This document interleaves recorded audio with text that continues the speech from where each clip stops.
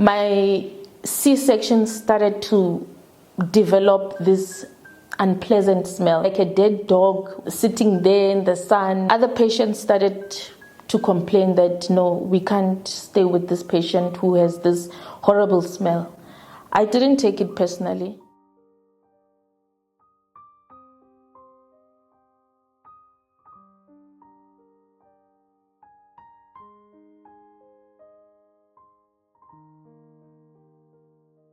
Hello everybody, my name is Maphuthi Boitumelo-baka Sekgaphola. I am the only child of Mr. and Mrs. Sekgaphola. I was born in Baragwanath Hospital, Ward 62 on the 4th of January. We lived in Molapo with my parents. Later on we moved to Orlando East. I started my primary school in Roseneath Primary School in Parktown. We later moved to Diepkloof Extension and later moved to Protea South. Then we moved to Dawn Park, where my mom was teaching in Villa Lisa Primary School. I had a very, very good upbringing. I had both parents. Because I was the only child at home, I always had my cousins around. Weekends, we used to go to the movies or Gold Reef City. My dad was a very hands-on dad. He used to provide everything for me. I don't want to lie. Even at school, he used to come to parents' meetings. I was a very active person at school. I used to do concerts, musicals, drama, choir, soccer, athletics. I was the second fastest girl in primary school. In class, I was an average student. I don't want to say I was clever or I was one of the top 10.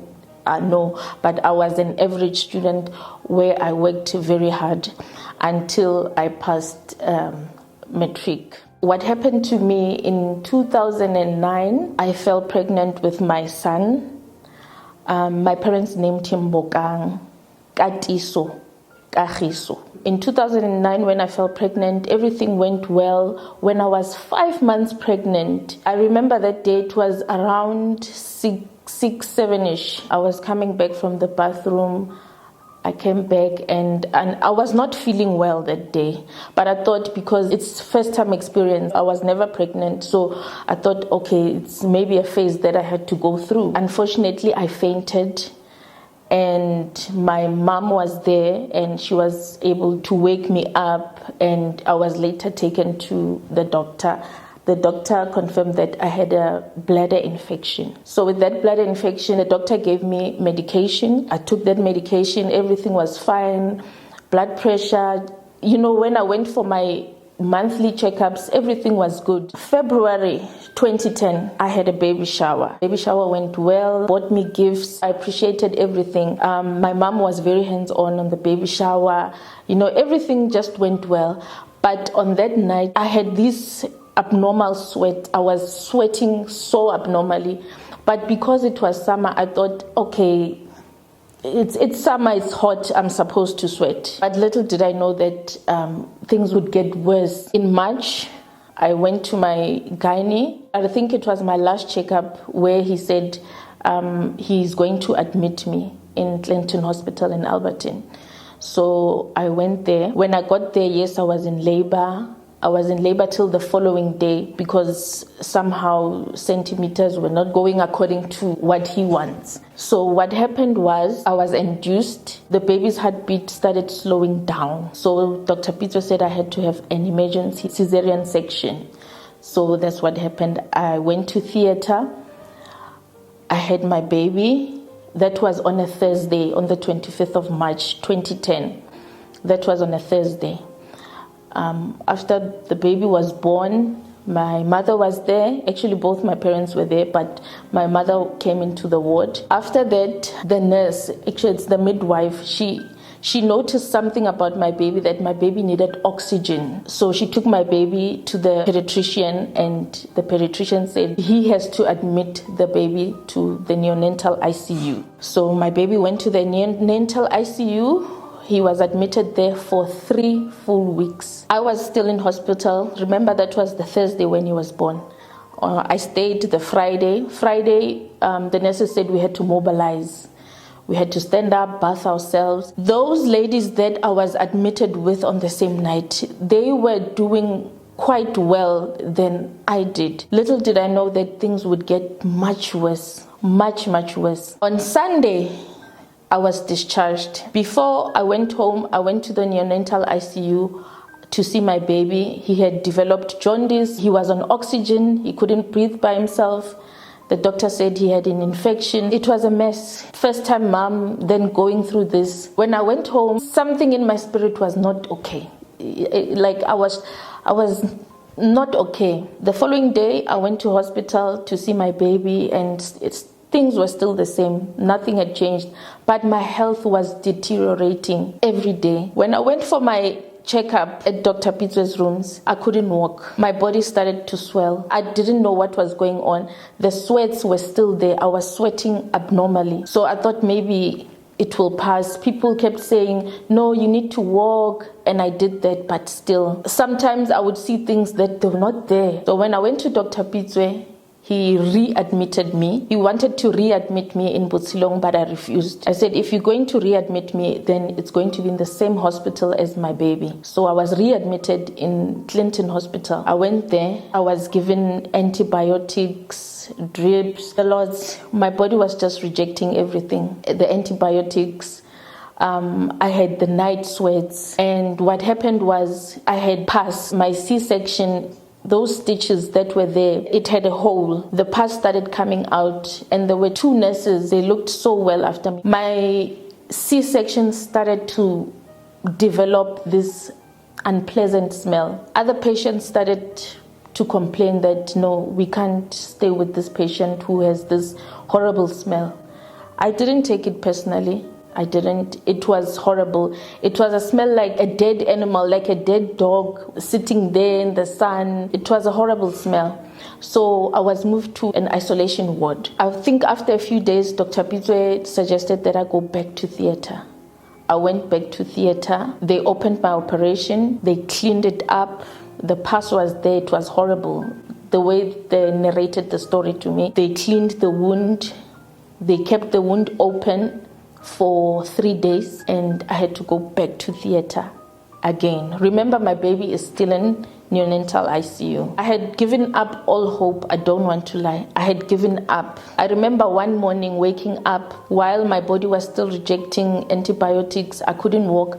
I couldn't even take myself to the bathroom. I couldn't even bath myself. I couldn't even sit like this, how I'm sitting. I didn't imagine that one day I'll be sitting like this. I remember one morning I even said to my parents that I can't explain what I was feeling, but I was feeling in some kind of a way. I called the nurses, Nosipo and Gloria, and I asked them to call my mother.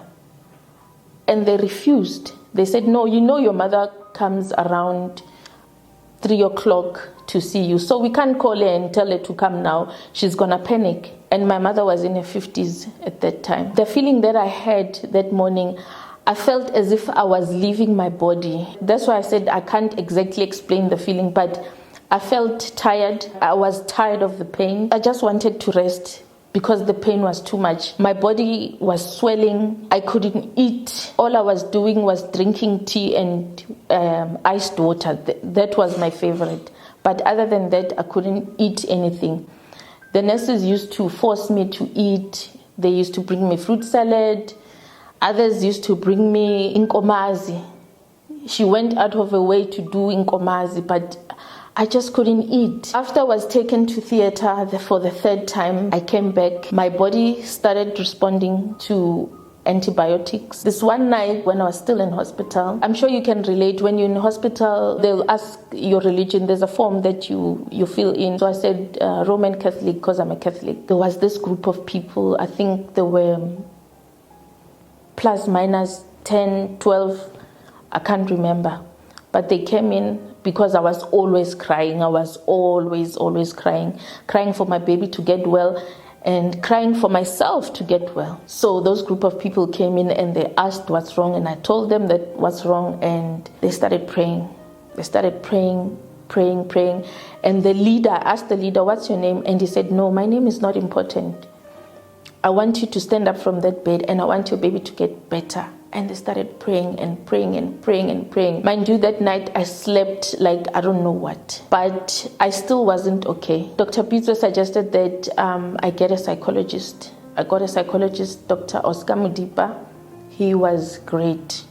He told me that it's not the end of the world. These things do happen. I went for, I can't remember how many sessions, but it was quite a lot of sessions because I was not coping at all. If it wasn't for my parents, I'm sure I would have just given up in life, not fighting to get well. I started seeing the physiotherapist as well because I still couldn't walk. My operation was redone again 3 times. So it was too much for me to take. But after that night, those people came. I don't want to lie. My baby started responding to his medication. He started responding to oxygens. His jaundice went down. He got well up until the doctor decided to discharge him. Up until Dr. Bizwe decided to discharge me. And we went home. Things were still a bit shaky because I still couldn't do everything myself. I still couldn't even bath myself. But my parents were there to take over everything. Even going to the bathroom was a mission.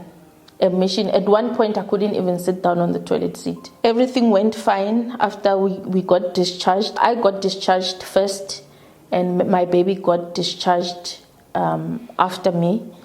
So we went home. We took things slow up until I got well. I still went for my sessions with the psychologist.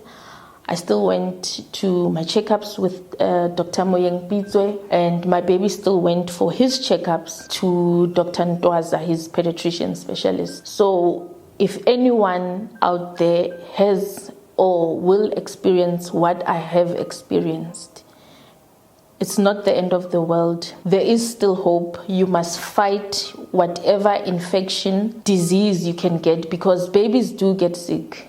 Every time. Babies are always sick all the time. But with the babies being sick and the mother being sick, it's too much for one person to handle. Hence I said I was not coping. At one point I was not coping. So to everyone out there who has went through that, who doesn't have the courage to speak out, I've went through it. I'm alive, and I thank God and my ancestors for my life. Otherwise, if it wasn't for them and that prayer group, those nurses, the staff, the gynae staff in general in Clinton Hospital, if it wasn't for you guys, I wouldn't be alive. If it wasn't for my parents, I wouldn't be alive today. And I'm thankful that I'm alive today. Hi, my name is Maphuthi Boitumelo-baka Sekgaphola, and I've been through the most.